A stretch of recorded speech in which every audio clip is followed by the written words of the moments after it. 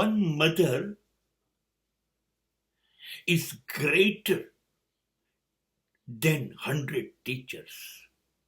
એક માં એ 100 શિક્ષકો કરતા ચડિયાતી છે.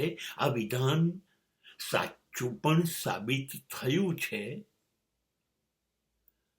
પણ ક્યારેક એ શિવાજીના કિસ્સામાં સાચું થયું હોય, બન્યું હોય કે માએ ઘડ્યો જ એવો ડુંગરા ડોલે, શિવાજીને નીંદરું ના આવે, માતા જીજાબાઈ ચુલાવે. એ ક્યારેક માએ શિવાજી આપ્યા છે, કબૂલ. ક્યારેક માં પોતાનું બધું સુખ છોડી દઈને પરવાનગી આપી અને હિન્દુ ધર્મને મહાન આચાર્ય આપે છે, ધર્મોપદેશક આપે છે, શંકરાચાર્યને 8 વર્ષની ઉંમરે પરવાનગી આપે છે, જા બેટા. હા, આવા સંજોગોમાં માં શિક્ષકો કરતા વધુ કલ્યાણકારી બની છે ને બની શકે જ કાયમ. પણ એવું બન્યું નથી. ગાંધીજીએ ત્યારે પોતાની ગાંધીયન થિયરીમાં કહ્યું હતું કે ભારતને શિક્ષિત માતાઓ જ બદલી શકશે. આવતીકાલ અદ્ભુત માતાઓ કરી શકશે. મતલબ ગાંધીજી હતા ત્યારે એમને ખબર જ હતી કે ભારતનો વિકાસ શક્ય માતાઓથી થશે. થયો નથી. આજે 75 વર્ષ આઝાદી પછી માતાઓ ચૂકી ગઈ. હા, બધી માતા જીજાબાઈ નથી અને માટે ઘડતર ચૂકી ગઈ. તેથી રાષ્ટ્ર પાસે વિવેકાનંદ ઘટ્યા, શિવાજી ઘટ્યા, શંકરાચાર્ય ઘટ્યા, ભગતસિંહ ઘટ્યા. ક્યાંક ચૂકી ગઈ અને સમગ્ર સમાજ 95% કરતા વધુ માનવ જાતિ એ લોકોના રસ્તાથી વિરુદ્ધ ગઈ, અનીતિના માર્ગે ગઈ. પતન થઈ રહ્યું છે. થાય છે કે નહીં? ચોરી, લૂંટ, ભ્રષ્ટાચાર, અપ્રમાણિકતા, બળાત્કાર, ખૂનામરકી. અચ્છા, શું નથી થતું? માનવ પતન દરેક તબક્કે થયું કે નહીં? કારણ માતાઓ આ કામ ન કરી શકે અને શિક્ષિત માતા કરી શકે. પણ આપણે ત્યાં શિક્ષિત માતાઓનું પ્રમાણ કેમ છે ગામડાઓમાં? આપણે તો સ્ત્રીઓને ભણાવવી એને ગુનો ગણીએ છીએ. એટલે જ્યારે એ જ નથી ભણેલી, એને જ શિક્ષણનું મહત્વ નથી ખબર, એને જીવનના મૂલ્યોનું મહત્વ નથી ખબર, તો એ સંતાનને શું આપશે? એટલે દિવસ જાય છે એમ ભારતની પ્રજાનું નૈતિક અધપતન થાય છે. But let me change my opinion and opinion of the society also. Absolutely. Mother is very important for the generation next or tomorrow's India. કબૂલ છે મને.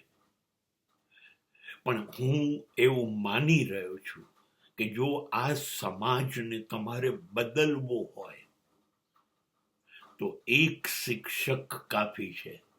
હજારો માતાઓ કરતા પણ જો એ શિક્ષક ગુરુ બને તો એ મસ્ટ બી ગુરુ. and every school must be Gurukul. જે ગુરુઓ માટે ગવાતું હતું, ગુરુર બ્રહ્મા ગુરુર વિષ્ણુ ગુરુર દેવો મહેશ્વર, ગુરુ સાક્ષાત પરબ્રહ્મ. એ ગુરુ આ 3 દેવતાઓ નહીં, એનાથી પણ ઉપરનું બ્રહ્મ તત્વ છે, બ્રહ્માંડનું સર્જક. એ તું છું. Yes, exactly. જે બ્રહ્માંડનું સર્જન કરે. અત્યારે એ શિક્ષક છે. એ ગુરુ જોઈએ છે, શિક્ષકને. We don't want teachers. ને આપણી પાસે શિક્ષકો વધ્યા, જેને 1 કરોડનો ફ્લેટ લેવો છે, જેને 50 લાખની ગાડી લેવી છે, જેને 4 ચેઇન અને 8 વીંટી પહેરવી છે, જે હજારોના ટ્યુશન કરે છે, ટ્યુશન માટે જ સ્કૂલમાં જાય છે. આ શિક્ષક છે, ગુરુ નથી. કેમ કે ગુરુઓ તો આજે કોમર્શિયલાઇઝેશન થયું, પૈસા જ કમાઈ લઈએ, એની દોડમાં જ્ઞાનની ફીઝ નક્કી થઈ. જુનિયર કેજીના બાળકનું ટ્યુશન એ વર્ષે 25,000 જુનિયર કેજીમાં. અને વિજ્ઞાન શાખામાં 12મા ધોરણ ને 10મા ધોરણ ને 11મા ધોરણના વિદ્યાર્થીનું ટ્યુશન કમસે કમ 10 લાખ સુધી પહોંચે છે, ક્લાસીસ અને શિક્ષકો દ્વારા. ના, આ શિક્ષક છે, ગુરુ નથી.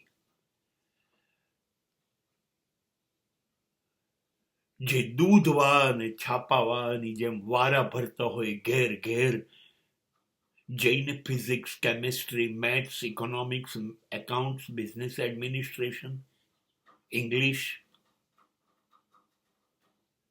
લાખોમાં ને હજારોમાં વેચતા હોય શિક્ષક હોય, ગુરુ ના હોય.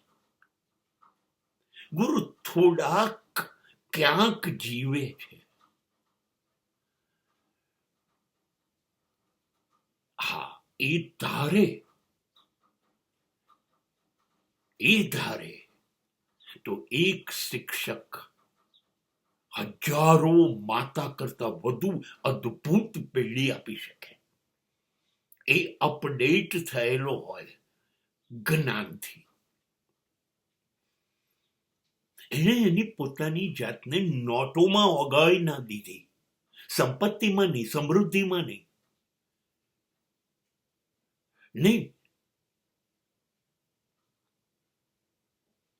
એને માત્ર લાઓ ત્સુએ કહ્યું હતું કે જ્યારે મારા વિદ્યાર્થીઓની એટલી મોટી લાઈન હોય અને હું છેલ્લે બેઠો હોઉં, સૌથી છેલ્લો હું હોઉં, ત્યારે હું સમજીશ કે હું ગુરુનું કાર્ય સફળતાથી કરી શક્યો.